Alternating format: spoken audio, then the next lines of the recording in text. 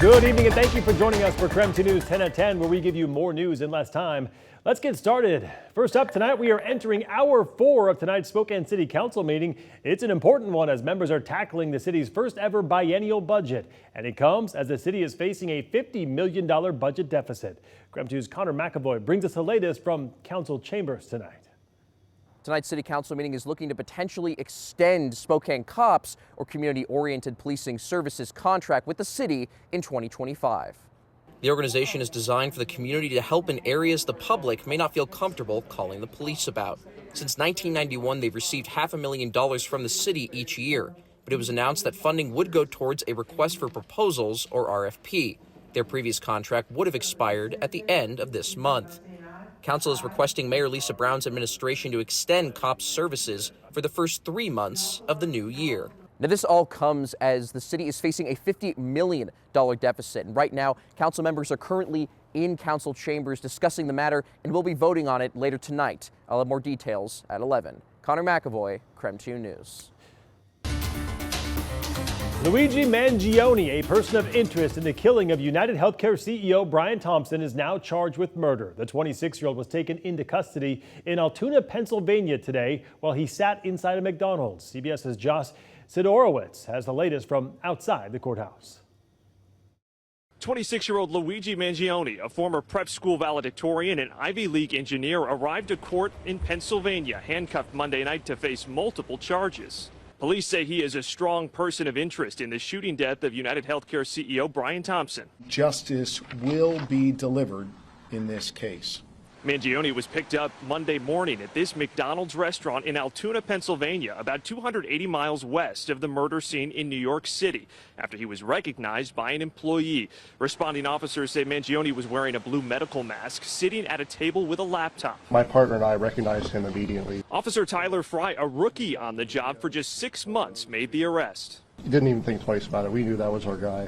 He had asked the suspect if he had been in New York City recently, and that really invoked a physical reaction from the suspect. He became visibly nervous, kind of shaking at that question. Police say Mangione gave them a fake ID, the same one used to check into a New York City hostel before last Wednesday's shooting. Investigators also say he had a gun with a silencer in his backpack. The gun appears to be a ghost gun, may have been made on a 3D printer. Police say he was carrying multiple fake IDs along with a handwritten document detailing anger against corporate America and the healthcare industry.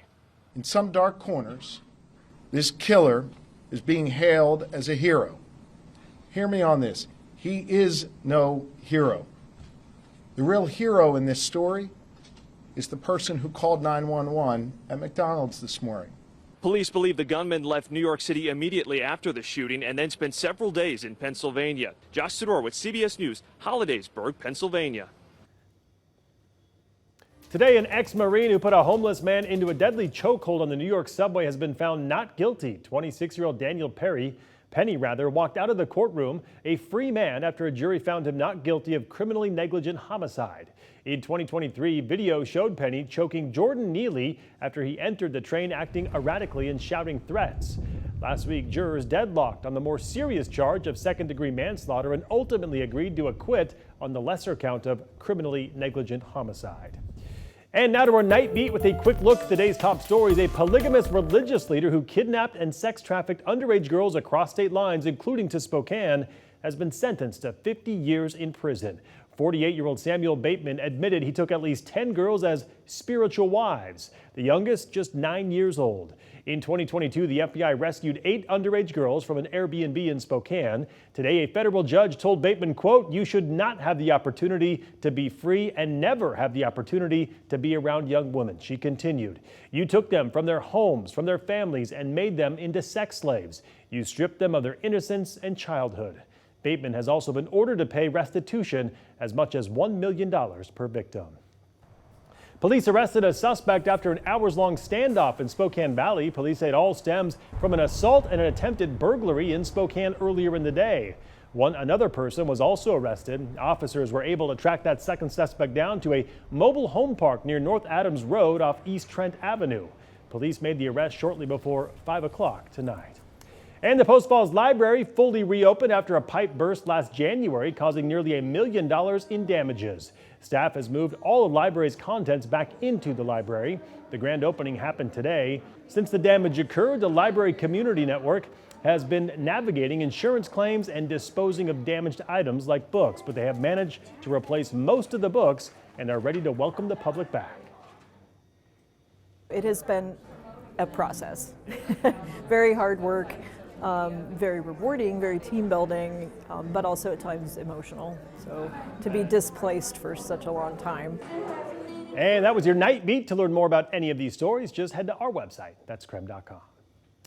All right, let's talk weather now. We are back in the fog, and it doesn't look like we'll get out of it for a while. Let's get right over to KREM 2's Regan Gallo in for Jeremy tonight. Are there any changes this week, Regan?